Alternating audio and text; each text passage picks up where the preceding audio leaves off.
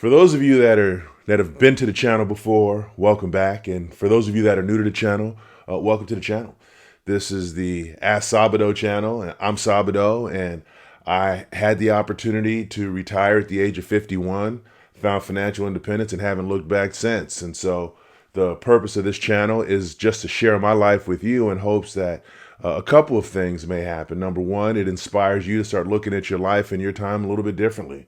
I think most of us have been institutionalized into the idea that we have to work, and that if we're not being productive to somebody else's goal, then we're not doing anything. And I just believe that that's patently false, because life is here for us to live, and money is just a tool.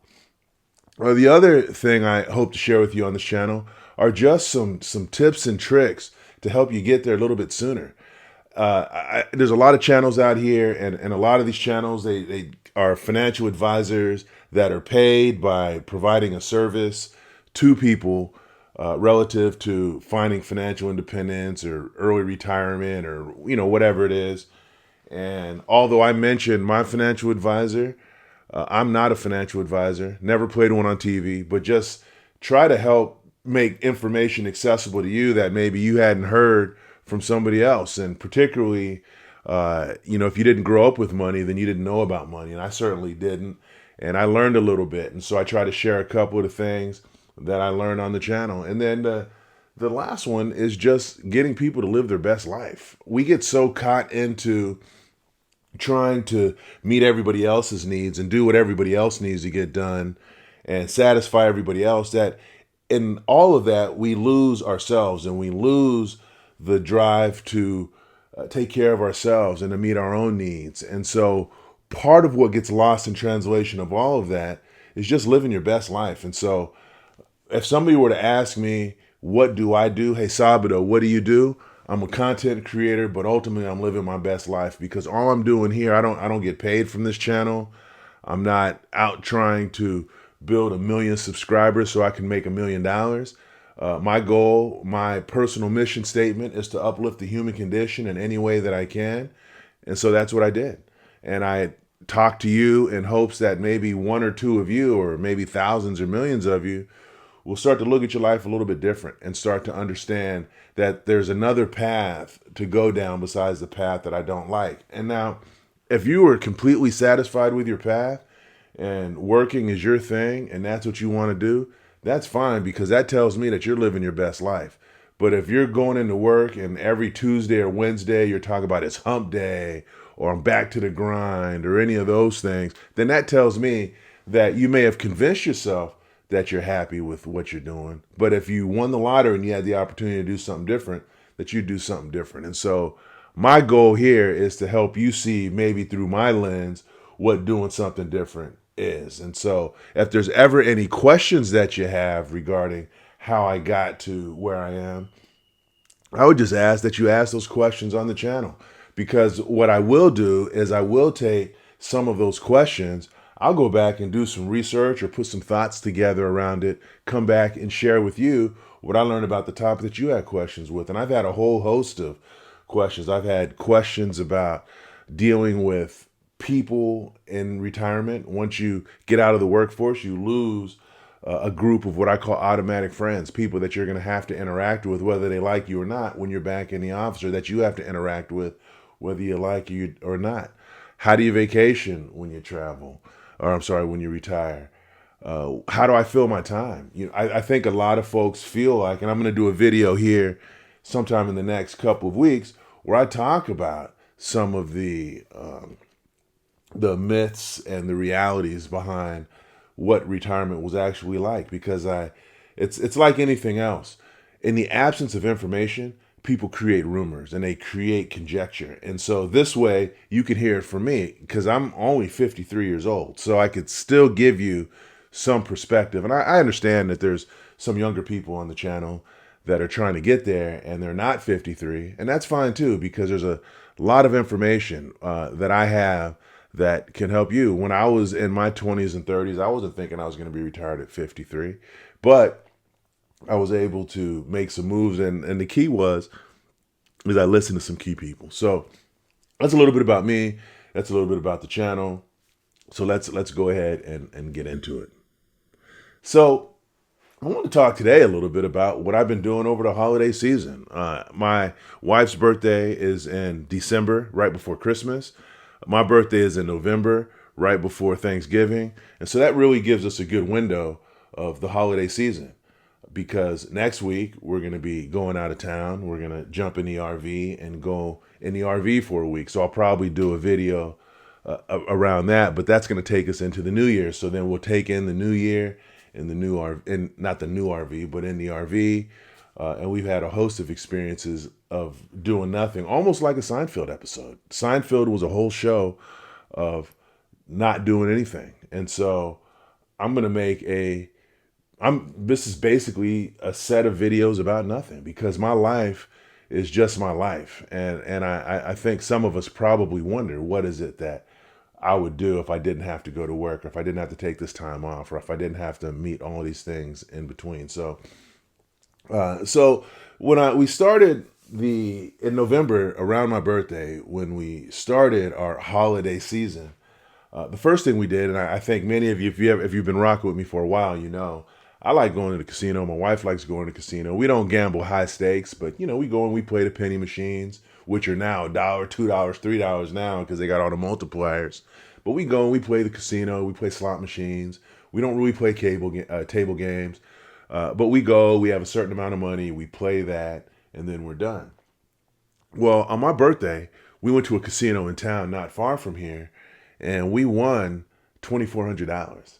So we went in, we had $2,000 in our pocket. That was our money for the casino, because we've always had a certain amount of money that we take with us, and that's the money that we have for the casino. And because it was my birthday, and because we're making a special trip down the road, we took $2,000. So it's not like we always have a bunch of money when we go to the casino. It just happened to be it was my birthday and blah, blah, blah. So we had $2,000. We got there, started playing the game, and I won $2,400. $2,400. I started with $2,400, ended up after that game, with, I don't know, $4,400. And so what we said is Eureka, we made it. We figured out the retirement casino game. And I look at all of these people online, and I see all these casino channels, and they didn't win what I won. Well, some of them do, but they're betting $100 a hand. I think I bet 88 cents a hand or something, like 88 cents a spin.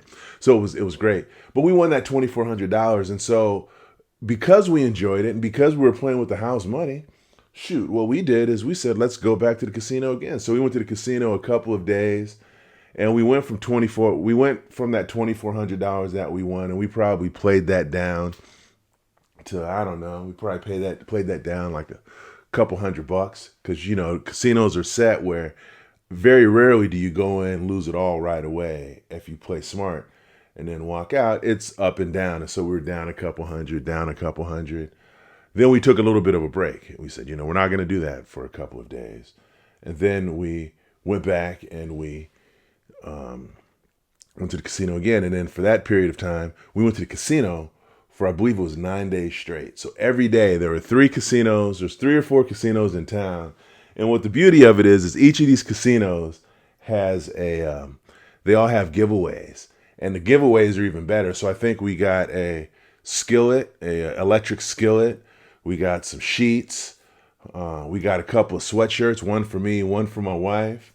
And we got a couple other things. And I think we're going to go back today, because now they're giving out the comforter set for those sheets that we got a couple days ago. And this is all for free. All you have to do is you get a certain number of points in a day, which we already have from our winnings. And out of all of this time, we're still up a couple of $100. So we went up $2,400, we lost a bunch, and then we won $1,100. So it's just kind of this weird thing. So then we win $1,100, and we played that, and we've been playing that ever since. And so we go on. But I think what we're gonna do now is the goal is a hand pay. So in the state of California, if you win more than, I believe it's $1,200, then you get a hand pay. And that means that the person comes over and gives you the money. And the last time, folks, and the only time that we've gotten a hand pay in my family is when we were on a cruise. We're in the Panama Canal on a cruise.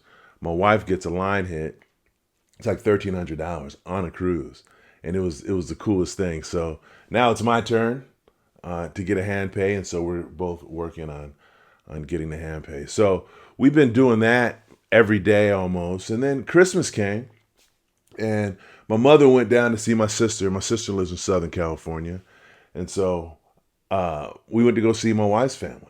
And my wife's family lives right up here, not far from where I am. So we went to go spend time with them, and it was cool. But the only problem is my back was killing me. And when you're 6'8", I don't think a lot of people realize that when you're 6'8", a lot of things that don't seem difficult for most people are incredibly difficult.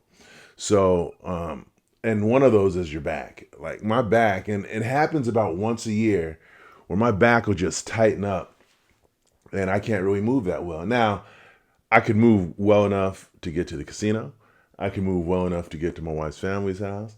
I can move close enough to get to the store and do some of the stuff I need to do. But a lot of the rest of the stuff I just can't do because my back is hurting. And so it starts usually one day where I'll start to feel a little bit of a twinge, and then it'll escalate for about 2 days, and then it'll be the worst on whatever the third or fourth day, and then it'll start to ease up, which is exactly why it happened. But the beauty of it is I don't have anywhere that I necessarily need to be, neither does my wife, and any place we go is voluntary, and if it hurts too bad, then we just don't go. So it's a beautiful thing. So we've been going to the casino quite a bit and playing a lot of casino games and seeing a lot of different stuff. And then, the other thing we've done is we've just been spending time in the garden and with family. We've been getting, I think my last videos had the sunshine that was out. Well, that was the sun before the storm, because we've been storming for the last, I don't know, probably about the last 7 or 8 days. But we've been out in the garden, and what I didn't do, and he just reminded me, is I have some lettuce now planted in the garden beds outside, as well as some onions. We had onions in the closet that sprouted, so I put those in the beds as well. And so if you'd like to see a picture of those, let me know. And then what I could do is I could flash you up a picture. Also, let me know when you were watching some of the last videos, some of my more recent ones, how did you feel about, or what were your thoughts about the gardening stuff? That was a new concept for me. I thought I would try some of the gardening on a YouTube channel. I think many of you, again, those of you that have rocked with me for a while, know that I'm gearing up to go into the Master Gardener program, and I'll touch on that one in a little bit. But I was thinking about, just in terms of gardening, putting some stuff out there. Not every time, because I know not everybody's a gardener, and a lot of you here aren't here because you hear about gardening. You got a whole bunch of other gardening influencers that are doing that. But just a little something, because it's really less about any specific thing on this channel and more about what the overall life is about. I had a conversation with a friend of mine the other day, and one of the things we were talking about is there's a lot of people that have a lot of very direct words about the critical thinking that, or lack of, that happens in our society. And the hard part is I don't disagree with that. But I think a lot of the difficulty with critical thinking comes from the fact that in order to get to the resulting information in the past, you had to go through a bunch of steps. So you had to go through encyclopedias, you had to go through research books, you had to read yourself to the point that you're getting the answer to that question. Well, now you don't have to do that. You just go on YouTube and you could fast forward right to the spot that you want the answer to whatever your question is. And so instead of having to,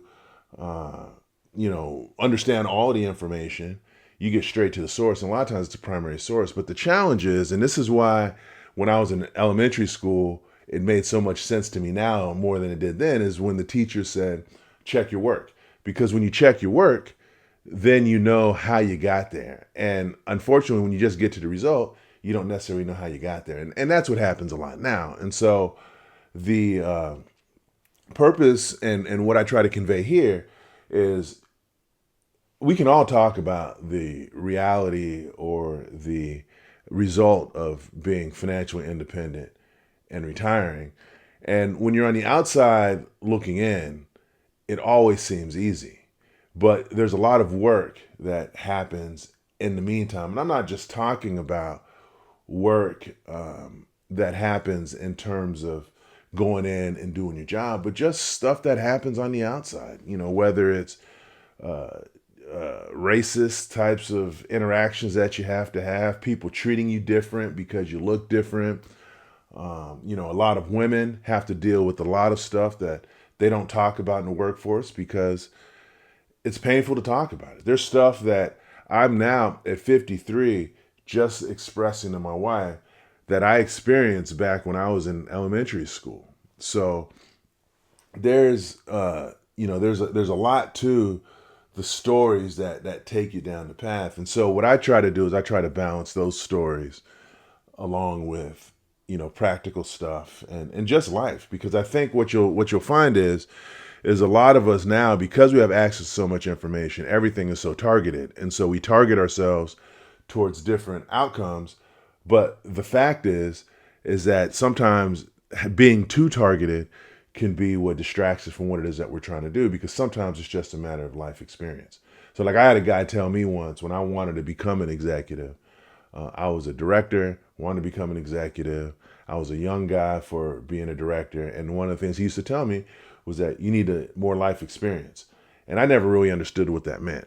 And then as I got older, I started to realize, okay, these are the types of things, because you're just going to have to, most of what you're dealing with people is you're dealing with people, in their lives. So so a lot of it has been with the casino, what I've been doing in the casinos and winning. And I think we're going to go back today and we're going to try to get a hand pace. We're going to spend higher stakes because we're not going to be able to go next week. So we might as well spend the money that we have now, and either we come out rich or we come out broke trying.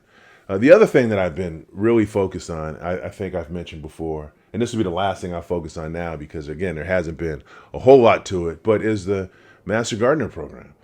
So I think you saw in an earlier video that I got my acceptance to the Master Gardener program. So I'm incredibly excited about that. I'm over the moon. I think it's funny because one of the things I had to do a couple weeks ago was I had to go pick up the books. And so it's a bona fide class through the University of California. And that kind of got past me because I hadn't been in school in 30 years. Then when I went to go pay my fee, and it's funny how much these two worlds combine or collide to give me a sense of how long ago it was.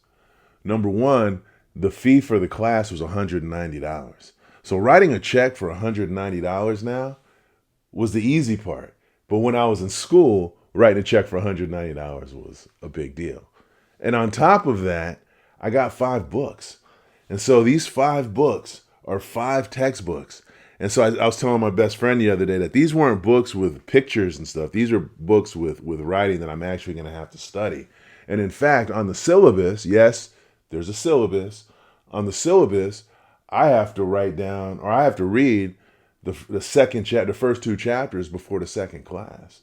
So there's stuff that I actually have to do and I have to get geared up for. And I also realized that I'm going to have to be on a schedule. So it starts from 9 to 2:30. So I have to be there at 8:30 because anybody that knows me knows that I'm always early because I don't want to be late. And part of the reason I do that is because, and I know there's going to be people that say you shouldn't have to do that. And I agree, but when I was a kid, one of the things I was taught is that being on time is late. So being early is on time.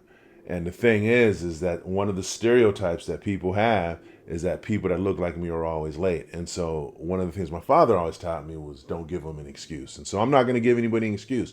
I'm always there. In fact, on my calendar, I have it that I'm going to show up at 8:15. So, I say 8:30 to you so I don't seem too neurotic, but I'm actually going to be there at 8:15 because I just think it's important to be on time. I'll tell you a funny story and then I'll get back to this and then I'll cut it off. So years ago, I was working at a hospital and one of the managers told me, hey, there's this guy who might benefit from some of your mentorship. So I said, all right. And it seemed like everywhere I went, and I realized that this is because there are so few people that look like me in some of these spaces that I was in, that I think there was a genuine desire to have more people that look like me involved in these different environments, and so maybe I could teach them some of the things that I've learned, similar to what I'm doing here on the channel. So anyway, his name was Anthony. So I'm talking to Anthony. We have a good relationship. We're talking, and then one day he comes in to me and he says, "You know, Saab, I my boss gave me a hard time on a call the other day, and I think he came to me because he wanted sympathy." And I said, "Well, what'd she give you a hard time on the call for?" He said, "Well, the meeting started at 6 o'clock in the morning, and I was there at 6:20. But she was there on the call, and they had a couple of questions, but she was able to answer them. But she wanted me to answer them on the call, and I wasn't there." And I said, "Well," she said, and then he says to me, "What do you think of that?" And I said, "Well, I would have fired you." He says, "What?" I said, "Yeah, I would have fired you." He says, "Why would you do that?" And I said, "Well, because the thing is you have a job to provide certain information to people, and you need to be there, and you need to be there on time. Because unfortunately, there are people that are trying to find reasons to exclude you from the process because in their minds, people like you are always late and they don't want to deal with that." And so it took him a minute to unpack what I just said. And it's not because I wanted to fire him, because what he did was incredibly egregious, but it came back to that idea of don't give him an excuse. And so it turned out that he ended up, from that point on, becoming incredibly successful, but he was on time to every meeting. In fact, he came to me later and said, "I think that was some of the best advice that I ever got." Because what happens is people don't, in the era that we're in, people don't give the direct advice. And so you have more people around you that act like they like you than actually like you. Now, you may be a person that everybody loves you, and I'm not saying that that's not the case. But my point being, people are less direct now than they were, I think, at different times. So yeah. So I just wanted to come to you with this quick video, talk to you a little bit about what's been going on, around the holiday season. Really gearing up for next year. I've had a couple of people ask me what I'm going to do, just in terms of my own savings and my own retirement savings into the new year, and so I think I'm gonna talk a little bit about that in coming videos. But again, the idea here is less about being let me just bombard you with information, because the fact is I could bombard you with information and that information may or may not stick with you because it's just too much. It's overwhelming. It's a lot, particularly for people that haven't retired. The idea of financial independence is overwhelming. Or if you're not living your best life, the idea of living your best life can be overwhelming. And so instead of bombarding you with a bunch of that information, I'm just going to come on and just continue telling you stories about my life, or things that I'm thinking, or things that I'm doing, because it doesn't take me to tell you that you have to do X, Y, and Z to find financial independence or to retire early. But what it does do is it gives you an idea of here's a story or a lifestyle that aligns with mine, and if he can do it, I can do it too. And it wasn't just me; it was also my wife. So we've both been able to do it. So that's so I hope everybody had a great holiday season. Hope everybody was safe. Stay alive. Don't drink and drive. By the time you see this, we'll probably be into the new year. And so I hope everybody has their New Year's resolutions all set. I have a video about 3 or 4 videos back where I talk about how to keep your New Year's resolutions. But my thing is, don't set New Year's resolutions. Just try to be the best you. And I think if you do that, you're going to be fine. I think you're going to be fine. Also, the other thing I'd like to know from you is actually 2 things. Number one, did you like it when I was putting the shorts up? I was putting up shorts every week. I hadn't done that for a couple weeks. I just think because the last video wasn't conducive to that, so I didn't put any shorts up there. And then the other piece I think is, the other question I have is, what other types of things would you like to know, or would you like to hear from me? My life is a fairly busy one. It's interesting because even though I'm not going into work every day, it's a fairly busy existence. So what are some of the things you'd like to know about, whether it's about me or some of the stuff that's happened on my path, or if there's more information you want to know. I'm a fairly open book. because my goal and my ambition and my mission statement is to uplift the human condition any way that I can. And the best way that I think I can do it is just by sharing my story, because I have a story that is a fairly straightforward story, but not everybody has this story. So, and I have videos where I talk a little bit about that. But on that note, feel free to subscribe to the channel. I think it'd be great. You'll get notified. I put up content every Saturday. And if you'd like to see more content, let me know. I went from doing twice a week because it just seemed like a lot to doing once a week. And so, how's this once a week cadence? It just seemed like to me that every time I turned on YouTube, I was seeing my face up there. And I figured, as much as I might like looking at myself, how much do you guys like looking at me? And if you want to see my face a little bit more, let me know. I could probably put some more videos up, put some more shorts up. But in the meantime, I'm going with this Saturday. I think I'm going to probably put some shorts up if the content is conducive to it, and then we just kind of go from there. So that's about all I had today. But have a good rest of your day, and I will talk to you soon.